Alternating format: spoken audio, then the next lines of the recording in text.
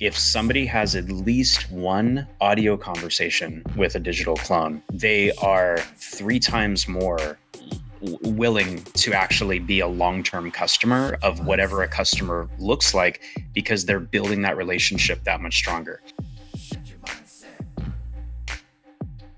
Hey, welcome back to the Accelerate Your Insurance Sales podcast. I am joined by dear friend Jim Carter III. I think, Jim, this might be your third time on here. Matches the number of Jim Carters in your family. Welcome back, man. Glad to be here. As always, man. Grateful for you, our friendship, but also just always, every time I come on, we have like an evolution of the conversation. Yeah. We always talk about the same kind of core things, but it's just more applicable to where we are every single year. So I appreciate you, man. I'm excited to get into it. Every time you come on, we get a flurry of activity because people go crazy about AI and want to know more. And this one's going to be no different, but we're going to pivot it a little bit today. We're going to talk AI, but a very specific part of AI, which is clones. You know, we came out with Andy AI this summer. We did.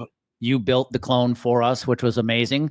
We're going to talk through how we did it, what goes into it, and then eventually we'll spin that and go, how can agency executives and sales leaders use a clone to help scale their agency? One thing I've learned, Jim, about AI is just to say I've got a guy who knows AI isn't good enough, right? I think about the game of baseball. You're not just a pitcher. There are starters. There's long relievers, short relievers, setup guys, closers. Pitchers come in all shapes, sizes, and forms. Same thing with AI. People who are experts in AI, they come in all different shapes and sizes. And one of your specific expertise is building AI clones. So before we even get into building mine, why don't you just give an overview of the heck is an AI clone?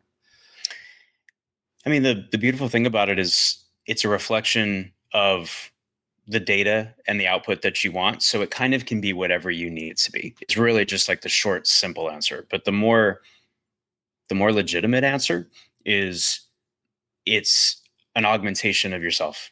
So whether you are just starting out in your business, or you want to be a thought leader, or you are a thought leader, or you're a content creator, or you run a team, or you're trying to run a team, or you run a massive team, or you're the CEO of a $1 billion company, or whatever it is, no matter where you fit in that flow, if you have some work that's out there that is your thought, your perspective, your takes, your opinions, then you can have a digital clone of yourself, and it will sound like you, feel like you.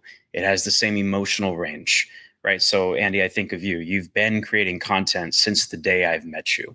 So you have a wealth of knowledge that you've poured into it. Now, the curious piece, somebody say, well, yeah, but my thoughts today aren't like they were back then. And that's okay, because AI is smart enough to take things that are more recent and overwrite the old things. So all of these things that you just think like, how could that work? That seems too complicated. It works. It's actually not that complicated. The industry is evolving so quick that these things are available to us. So find yourself in that flow, wherever you fit in that world. If you have work out into the world, a book, a podcast, a course, a YouTube channel, your LinkedIn posts, just your thoughts that are in a bunch of notes files, that's enough now, where your mind can almost be replicated. And it's not that it's making decisions for you. This isn't iRobot and Attack of the Clones, and we've got another one of you sitting next to you that's actually going to kill you and move on to the next. At least not today. But as of today, it may come. Yeah, you're right. You know what? Everybody has predictions, and I've got mine too. We won't get into that right now. But we have this beautiful ability in this time and space that we occupy, where if you have that work out there, we can make a digital version of your mind, and it is wildly accurate and insanely fun. And it's more than just a novelty. It's becoming a utility. This episode is brought to you by True Captive Insurance. What if you could take full control of your healthcare strategy without the financial burdens of traditional insurance? At True Captive Insurance, they make that possible. As the only captive in the nation that puts up the majority of collateral on your behalf, they provide financial flexibility from day one, making them an advocating partner for their customer success. True Captive's fully customizable plans and cost-saving strategies ensure you never have to choose between affordability and quality care. It's time to break free from the limitations of conventional insurance. Take the next step today. Visit truecaptive.com and discover a smarter way to manage healthcare. That is truecaptive.com. Well, and we'll go into how you built mine, but one of my epiphanies was when mine was built, you created an internal version of it for us too. And it was my aha was like, wait a second, you're telling me I can delegate work to me? That's pretty cool. It is cool. Yeah, my EA has gotten to the point where when she gets cold email things coming into my inbox, if it's not too big of a deal, she'll actually just run it through my own digital clone and it'll spit out an answer that's great and she'll send it. And there's all these small unlocks that you're just like, well, what if I did have a copy of myself? What would that be like? How would that help me? And I like to start internal, right? That was one of the things we talked about when we started working on yours is you're the content creator. Your time is valuable. Just like now, you're reserving your time. You can't be working on the business. You're recording, you're creating, you're getting things out. You're setting the precedent for the business. That is special. That's reserved time that can't be changed. You're not trying to delegate this podcast recording to a digital clone. It's you, right? Where it's a relationship building activity. If you create content in this world, you understand that feeling. But that means your business has to run without you while you're doing these things, while you're in the air traveling, while you're giving keynotes. Everybody's business is unique, and that's fine. But the most important piece of that business is the thing that leader is doing. So how does a team fill in the blanks? Status quo traditionally, they didn't. You either had to have SOPs or that thought leader had to have established those things ahead of time or things start to slow down. An idea like this allows that slowness to speed back up. In fact, your team can now use Andy AI internally at the same level, if not better, than something like ChatGPT to be able to come back with, how would Andy answer that? What would his thoughts be on that? Chances are he has had thoughts on that before and he talked about it. Therefore, it's good enough. And in some cases, it's actually better. I like the responses from my digital clones sometimes better than I can think of because I can't remember all the AI tools like this. There's some mornings that I'm running slower. I need more coffee or I'm distracted or my dog's barking. But your AI never sleeps. It never asks for a raise. It never wants upward momentum in your business. It doesn't people please like I like to do. It doesn't have to worry about. I'm a serial people pleaser over the time too. I'm a chronic overthinker. So I'm good on the spot, but man, it takes everything out of me sometimes. And your AI can just be like, here's your answer. What else you got? To your point, when I go in and look at the activity, I see my employees actually interacting with Andy AI and asking questions of it. And that's great. That's a question we didn't have to jump on a call to answer. We didn't have to go into Slack or whatever. They just went right to AI Andy and asked Andy AI and asked the question. That's its purpose right there. Yeah.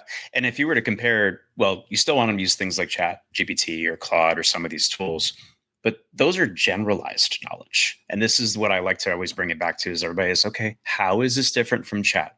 I've used Chat. I get it. Doesn't Chat know more? Well, technically, yeah, it easily could. But it knows more about everything. But for your business, that doesn't necessarily help you. It can. That could be the exploration you want to go down. But if we're asking business questions, how would Chat know about what you would say and everything else? Chat's going to understand generally who you are because you create content and you put it out into the world. But it doesn't know the keynotes that you gave offline. It doesn't know every recording that you have. It doesn't know the courses or everything that's part of the services that you offer. And we can train your digital clone on all those things. So it really does have that depth of knowledge. So we're going from generalized to specialized. And that's where it starts to get really interesting. Let's go there. Let's dive in. What went into building Andy AI? From start to finish, because I think we got end users right now who are interacting with it, but they may not even be familiar with, okay, what the heck is behind this thing? What, if you don't mind, go into the detail on how you built it. Yeah, so we'll be sure in the show notes of this to put in a link so everybody can check it out. The platform is called Delphi. .ai. They're a Series A backed. They're the leader in this space. A lot of incumbents and people have tried to come in and they've all really crashed and burned. I don't know of anybody else doing it at this level. I have a really good, really strong partnership with the co-founders, the head of ops, and the team there. And I work on some of the biggest accounts. So I see this at a big level, and I'm able to take all these lessons learned and put it into projects like this, where we work together, we create them, we understand how everything's different. And you have to start with the platform you're going to use. Unless you're a technical guy like me, which I know how to create these, but I don't want to create them from scratch. I don't want to pay for those databases and the split second, milliseconds matter concepts of how quick I can push things in and out of AI. All those things add up. A platform choice is your most important thing. Just like we wouldn't create our own way of having a virtual communication to record this podcast. Like I wouldn't code something just for us to be able to record this. We're going to use a service for it. It's that same concept. Find the right service that means something to you. So you have to start with that. Then there's a couple components that go into it. You have to think about the knowledge you're going to train it with. So just like if an employee sat down next to you day one, they're like, all right, give me something to do. You have to give them a task, but they have to understand the why behind it. They have to know the context. That's the same way as we're training a digital mind with your content. So if you have a podcast, if you have a YouTube channel, if you have books, if you have courses, if you have Q&As with your community, if you have a bunch of thoughts, notes, whatever, we load it all up into this digital mind, and the platform is going to process everything, and it's going to break all of those fragments of words apart, and it's stored in a new age technology style database. And that's what the platform is going to specialize in, being able to go out and find that information and pull it at the most relevant time. So that's another technical step in the process. The other one is it's going to sound like you. Mm-hmm. It's not just a text-based chat. It's an audio-based chat as well. So one of the things that I love seeing is how much people are building these parasocial relationships with these digital clones. We're not catfishing people. We're not telling them it's actually that person. When people talk to Andy AI, AI's in the name. We're not saying you're calling Andy right now, mm-hmm. but people still feel that support because they know, like, and trust you. So the ability where they might be able to come in and have a conversation, an audio-based conversation, it builds this level of a relationship that's fascinating. And there's actually a stat that we pulled at Delphi at scale with a lot of different data points, which is if somebody has at least one audio conversation with a digital clone, they are 3 times more willing to actually be a long-term customer of whatever a customer looks like, because they're building that relationship that much stronger. Mm-hmm. It's one thing to have a text-based chat. Anybody can build a text-based chat quickly with an app on their phone. But to really have it feel like that person, to sound like it, we're tapping another sense that as humans matter to us, the sense of sound. And now we're getting into a relationship type of a piece. So it's interesting to kind of think about what that's like and how that can really make a difference for people. And then ultimately after that, it's how do we make it not just know your things and sound like you, but how do we make it actually feel like the way you speak? Your pausing, your emotional range. Do you like to say hey instead of hi? If you're more from Texas, do you throw y'all in there? Are you more like Ed Milet, where your masculine energy in your face, get it done, max out? Or are you female, or is there more feminine energy? Are you saying honey and the word love comes up a lot? I'm not sexist or generalizing. I'm just saying, like, that's the way people talk. Mine throws a dad joke in every once in a while. Mine curses because I curse from time to time. I have a friend who's an Enneagram specialist, and pardon my French, but the first custom instruction for her is say the word a lot. Whether or not you want to bleep that, it's up to you. But that's what makes it hers. Yeah. Right. And when we built yours, remember when I first sent you that test to sound, and we're like, wow, that's me. That's Andy. That's what he said. I think I was testing it, and at one point it was like, Jim, get out of your own damn way and just make the decision. And I was like, we did it, baby. We did it. So that's the feel, right? Yeah. I'm taking a really technical thing, and I want to break it up into bite-sized chunks so we can think through it. But once you nail those things and you work through it all, the rest is all semantics. The rest is all nuance. And then it's how do we just make it accessible for people? How do we make it enjoyable and a process people can actually appreciate? Well, and let's go even more tactical here.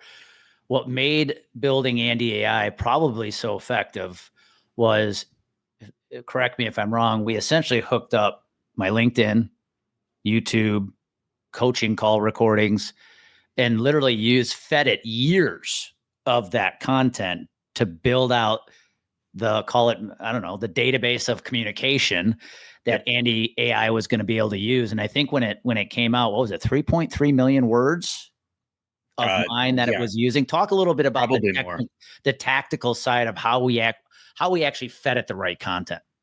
Yeah, if you're building it yourself, it's very complicated. Mm-hmm. But the good thing, like I led with, is you choose the right platform that supports you. Yep. It's kind of like we take for granted everything YouTube does for us if we upload a video to YouTube, right?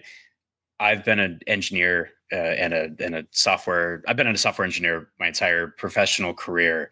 And I've tried building content distribution systems where you upload a video and you distribute it and you chunk it up into like the fact that you can just load up YouTube and run a 4K video full screen and it looks perfect and it starts right away. There is magic built into the amount of work that goes into that, and Google fronts that bill. So the same way that Delphi, the platform choice that I love, they make the experience feel just immediate and rich and all of that. We can't take that for granted. Like that's the investment in the platform. So when it comes to how does it work, one of the great things I love about that platform, which I proudly recommend, is just they put all that heavy lifting into, you just drop your files in and it processes them and it does everything for you, which I really appreciate because I do know what it takes to do that kind of stuff. And they just made it really easy. So to be more tactical, like you asked, everything reduces down to text when it comes to training an AI clone. You can drop in a video, and then what they'll do is they'll strip the audio, and then they'll take the audio, and then they'll go to transcript, and then they'll take transcript, and then they'll process it. But the beautiful thing that they added, which you might be thinking, okay, but if Jim and Andy are having this conversation and Andy wants to feed his into his digital clone, how does it know the difference between what Jim says and Andy says? And what if there's 3 people and 5 people? Or what if I'm frequently talking to my community and there's 30 people? Well, another way we can use AI technology is if you do it by voice, AI can voice match. Mm-hmm. So you can drop this video in or this audio in, and it'll find just the things that you say as your authoritative answer, your word. And it'll remember the things that I've said optionally. So that way they go into the questions or they go into the context of it. So in the future, if somebody says, hey, somebody asks Andy AI, what are some creative ways you're using Andy AI? It'll come back to the things you said, but it might reference some of the things I said. You have all those options, which is great. So I know you asked technical and I wanted to give you a logical, this is how it kind of can work, but the options are endless now, right? And we can even take it further. An example that I love to give is we can also upload referential work, things that inspire your ideas the way that you would speak. So for example, I built a digital clone for the pastor at my church. Now I'm Christian and I go to a Christian church. He orates every Sunday, he leads the service and he talks about the Bible. I uploaded a copy of the King James Bible to his digital clone because he references it all the time. And of course, that's the whole point. He's trying to take those lessons and convert them into being applicable to 2025 logic. He didn't write the King James Bible, and we're not claiming that he did, but it's a really big inspired work for him.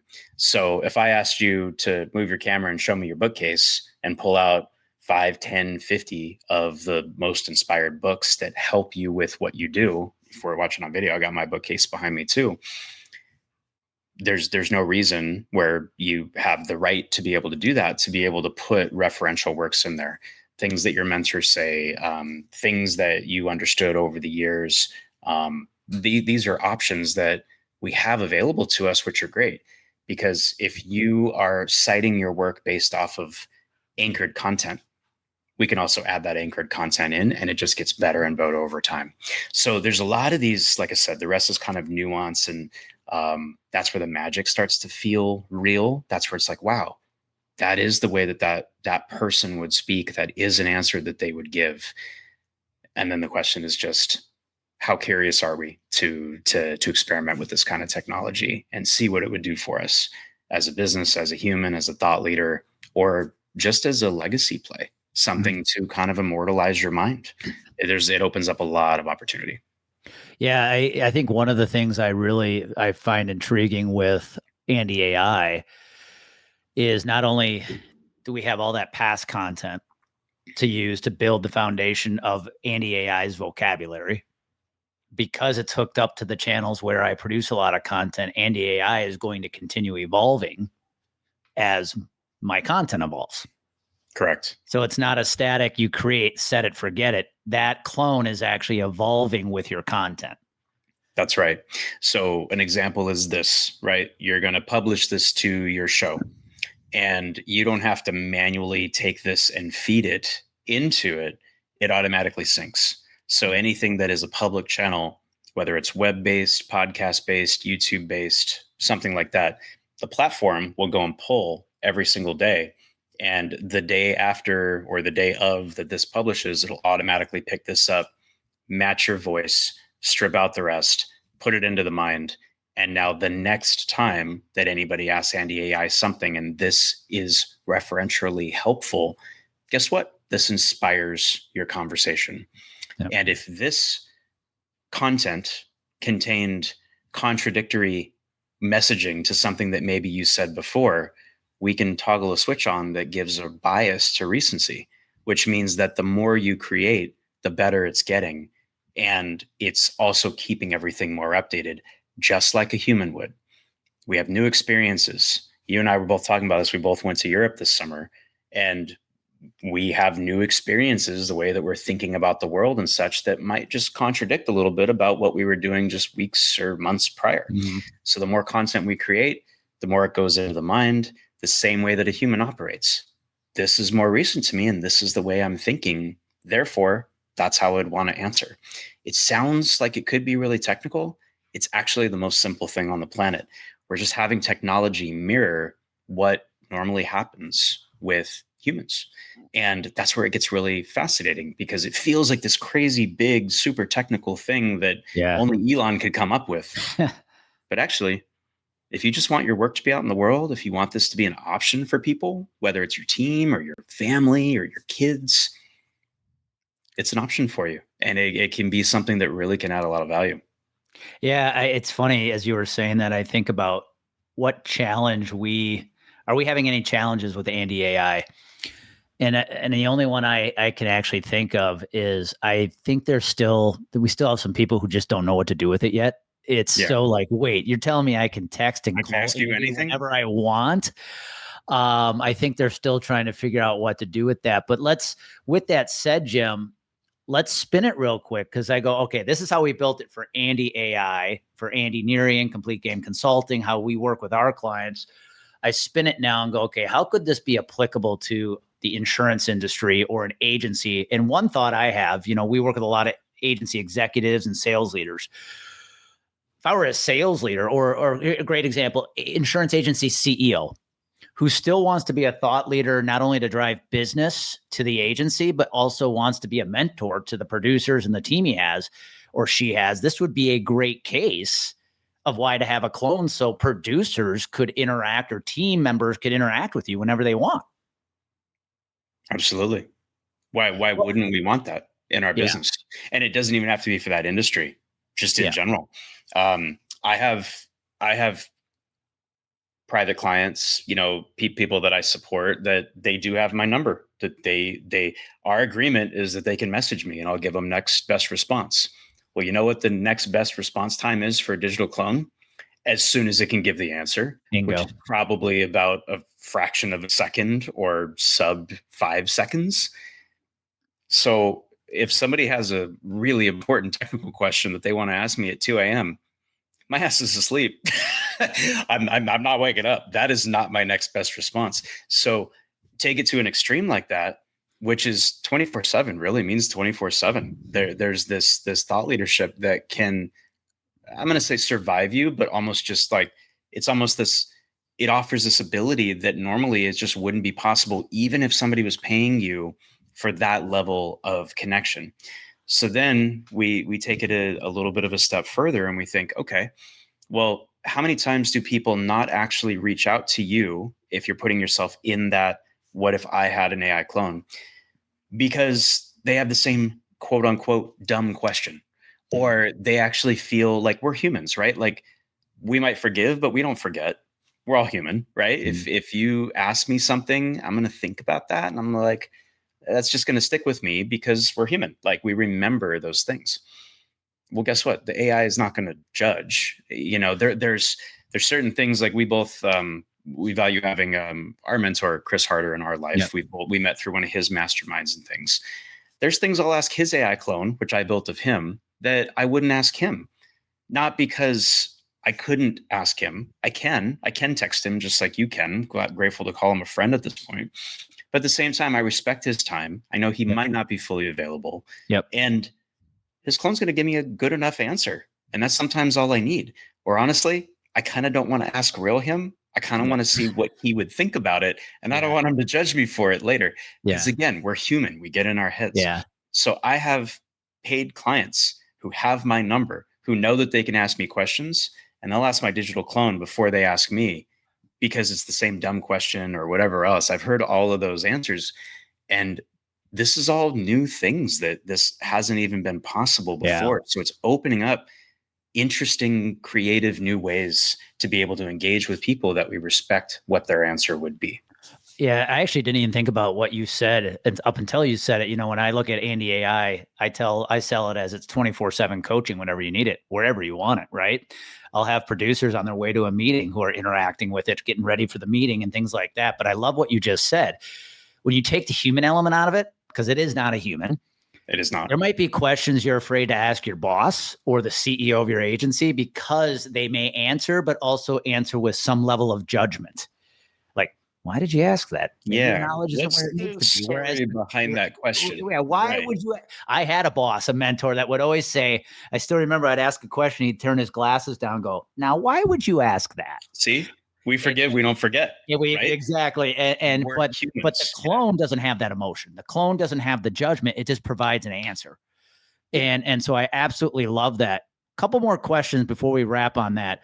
One thing I know our industry will have a concern about if they choose to use a clone is, Jim, we operate in an industry, especially on the health insurance side, there's a lot of personal health information. I'm a little cautious to use something like a clone. I know you have some thoughts on that. Yeah, again, platform matters. And the one that I recommended is not, let's just say, HIPAA compliant. It does have the SOC and the security and all that stuff. And they have an entire security center that, like anything you sign up for, please read the terms of service. Please understand what it is you're signing up for. Google clearly states they read your email. So if you have a Gmail account, you got to understand table stakes at this point. But let's just say the thing that's been holding you back is the security. I don't want to send all this stuff up to OpenAI. I don't know what they're going to do with my data. I don't want that going to a cloud. Well, the beautiful thing is, like we talked about, every time I come on the show, something's new. And, you know, this wasn't the case probably the last time I recorded with you. But as of today, we're recording this November-ish of 2025. You can run these incredible AI models like a ChatGPT, like a Claude, locally on your machine. Hell, you can even turn off Wi-Fi, and it's going to run a little slower. It's going to run as quick as your computer can process it, but you'll get a really good output. Now, is that running a clone? No, but find yourself in the story, which is, what do you need right now? What does your team need right now? How can you offer these things? At the end of the day, you can't offer an offline option to a customer if you're an online business. That doesn't make sense. But in a world where you can offer generalized knowledge, generalized is the wrong word in this case because I used that previously. You can offer advice, not instruction. maybe in the health world. Like I work with some really wonderful clients like Dr. Mark Hyman, who of course is a doctor, and there's nutritional things, and his answers, it clearly states, this is not me telling you what to do. This is me giving you advice on information. You still have to do your own work. So if it works for Mark Hyman, if it works for Gary Brecka, if some of the biggest names that are out there, that they are very cautious about their brand and everything that's said, people still love it. People still want to pick a brain. People still want to have these feedback loops. So your digital clone can still give very poignant advice, but not direction, and you're fine. The same way that your clone doesn't understand all the nuance of every business, but it's probably also not going to come back and be like, okay, I listened to everything you had to say. This is Andy AI talking. I listened to everything you had to say. I think you just shut down the whole business and start over. Honestly, that is something that you might say, which I love about you. But at the end of the day, that doesn't mean that I'm like, okay, Andy, I'm going to go do everything that you just said. Like, I still have to be a functioning human. But we do have this ability now where if you are super concerned and you want to use a tool like chat or any of these, there are ways. And I'll link a newsletter that I wrote. I'll give it to you so you can link it in the show notes if anyone's interested. I wrote about how you can download a piece of software, turn on airplane mode, shut off your Wi-Fi, whatever you want. And you can have a quality level at par with chat, for example, on your local machine. In fact, when I was flying home from Europe, the Wi-Fi didn't work, which I was at first really pissed about. But then I was like, wow, I've got like 12 hours of white space. This was actually quite nice. So I was able to use that exact same tool on the flight without Wi-Fi, and I still got my fix of productivity with using AI, and there was no internet connectivity. Wow. It was actually kind of a magical test. So these options are available, and they never have to leave the protective custody of your computer if you want to go there. That's awesome. Well, Jim, I can tell you, somebody here listening is going to be interested to want to know more. So if somebody wanted to reach out, what are the most effective ways to get a hold of you? Best way is to chat with my digital clone. I am a person who builds the things that I talk about, and I built it and I launched it for these purposes. I launched it at askjc3.com. That's where my digital clone lives, same as yours. Askjc3.com. Askjc3.com. You can pick my digital brain all you want. And if you need some more support, I'd love to be able to send the newsletter to you. I write every single week. I've been going for over 2 years now. One of the longest running AI newsletters I'm really proud of. I also have a small digital community on Slack, and I'm launching my own iOS app to help with the digital clone, to help people take action with what they're building. I can tell you all about that if you're interested, but go check out AskJC3, Ask My Digital Mind anything. I'd love to hear what you guys are working on. And if there's something I can help you with bigger than that, just let my clone know and it'll point you to me. Jim, always a pleasure, man.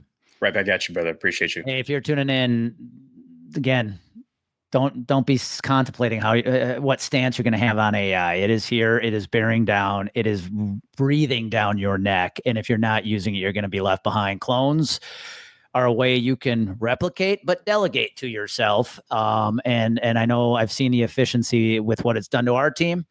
And I know it can do the same for insurance executives and sales leaders in the insurance industry. Be good. That's all we got for this episode of the Accelerate Your Insurance Sales Podcast. One of the most valuable things you can do to help us and other new potential listeners find our show is for you to rate the show and leave a review. So as a special bonus for you, if you leave us a review, take a screenshot of your review and send it to me as a DM to my LinkedIn profile. I will send you a free copy of our LinkedIn Diamond Playbook, our proven 4-step strategy to grow your business on LinkedIn. So go right now, leave us a review, screenshot it, and send me a DM on LinkedIn. Also, please share this podcast with anyone you think would enjoy it. That's it for now.